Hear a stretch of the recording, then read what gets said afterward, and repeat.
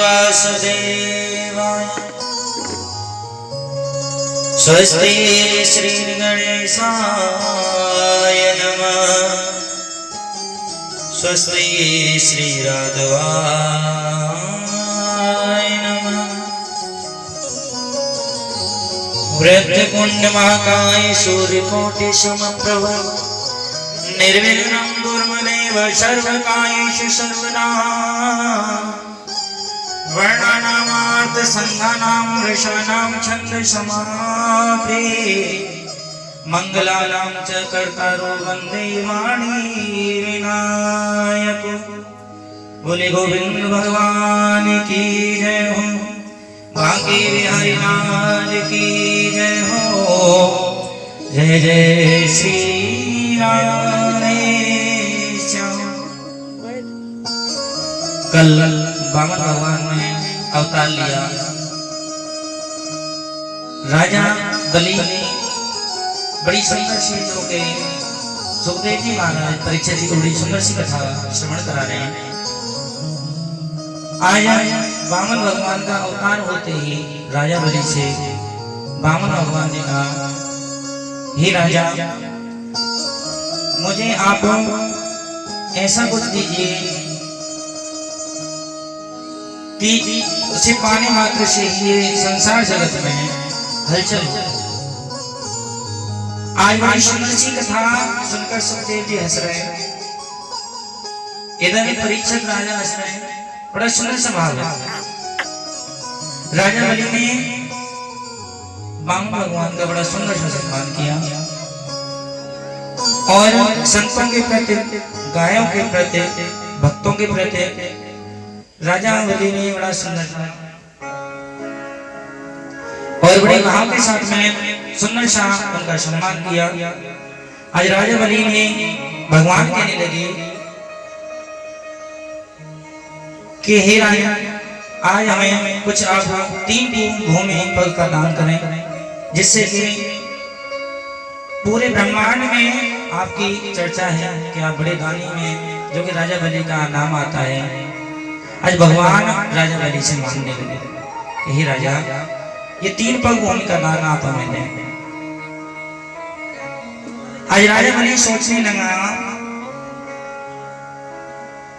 कि अगर ये भगवान होते हैं तो भगवान अगर होते हैं तो मुझे देने में कोई बुराई नहीं है, ये तो अच्छी बात है कि भगवान राजा बलि के द्वारे आए।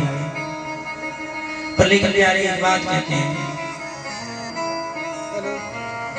आज भगवान ने विराट स्वरूप लिया और बड़े भाव के साथ में भगवान उनका चिंतन करने लगे। आज राजा बलि देखते ही प्रसन्न हो गया कि देखो साक्षात भगवान चल पड़ा है हमारे साथ। भगवान माने आज भगवान को देखते ही राजा बलि बड़ा प्रसन्न हुआ कि महाराज गोविंद भगवान मेरे द्वारे पधारे। बड़ा खुश, बड़ा ही खुश। वो कहने लगा कि प्रभु, आज भगवान ने 3 पग में जैसे ही अपना एक पग में पूरे ब्रह्मांड को नापा, दूसरे पग में पृथ्वी को नापा, तीसरे में जैसे ही बढ़ाने को हुए तो राजा बलि से बोले, बता राजा बलि, इस पग को मैं कहाँ रखूं? आज राजा बलि बोला, महाराज ये बताइए कि देने वाला बड़ा होता है या लेने वाला? भगवान ने बोले कि देने वाला सबसे बड़ा होता है। आज राजा बलि ने कहा कि प्रभु, अब कुछ नहीं बचा है मेरे पास, लेकिन एक काम करें आप, जो अपना जो चरण मेरे सिर पर रखें, जिससे मुझे भी नाम पे। आज भगवान ने ऐसा ही किया। भगवान ने राजा बलि के चरण उनके सिर पर रखा और आज राजा बलि को भी नाम लिया भगवान। जो भी भगवान की भक्ति में लीन रहता है उसके ऊपर भगवान की विशेष कृपा होती है। एक जन्म के नहीं, बहुत जन्म की जब पुण्य उदय हो जाते हैं तो श्रीमद् भागवत का भगवान का संग हमें मिलता है। कहते हैं बड़े भाव के साथ में हमें भगवान का चिंतन करना चाहिए और भगवान का ही हमें हमेशा ध्यान रखना चाहिए।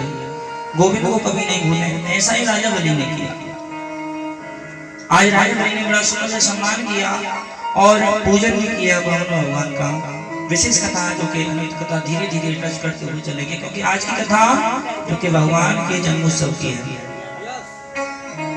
और बड़े भाव के साथ में राम जी के वंश में हम आइए चलेंगे। राम जी के वंश में सबसे पहले हुए कमल पर ब्रह्मा जी विराजमान हुए। ब्रह्मा जी के 10 पुत्र हुए, जिन्होंने ये कथा आगे आप सभी वक्त श्रवण करेंगे। बड़े भाव के साथ में सभी दर्शन करेंगे। कहते हैं संत मिलन को चालिए तजमाया, संत मिलन को जब भी जाए तो भगवान संत भगवान से की बात करें। हे गोविंद, मेरे गोविंद के चरणों में आपके प्रति कितनी प्रीति होगी, कैसे होगी प्रीति? भगवान का चिंतन हमेशा करना चाहिए और बड़े भाव के साथ में गोविंद का ध्यान करते हुए रहना चाहिए। और कहते हैं बड़े भाव के साथ में कि सुर नर मुनि सब ही की रीति, स्वार्थ लाग करे सब प्रीति। भगवान से जो प्रेम निस्वार्थ करता है उसके ऊपर गोविंद भगवान की विशेष कृपा होती है। हमें भगवान का चिंतन हमेशा करते रहना चाहिए और बड़े भाव के साथ में हमें भगवान का चिंतन करते हुए उनका ध्यान करना चाहिए। अज्ञानतिमिरान्धस्य ज्ञानाञ्जन,